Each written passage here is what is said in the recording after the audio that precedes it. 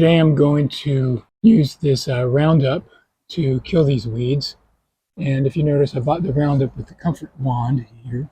So on the back are the instructions on how to use the product. And so we're just going to follow these. So let's go kill some weeds. So here are the weeds we're going to get today. Let's give it a go.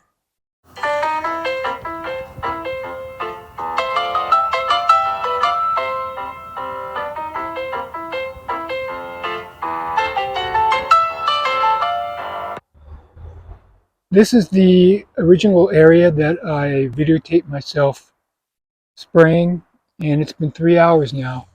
And let's look at the results. Okay, this one here is dead. And look at these other ones, they're tilted over. That one's dying. They're all dying right now. So it is now the next day, 24 hours later, and this is what that area looks like now. Completely dead, shriveling up.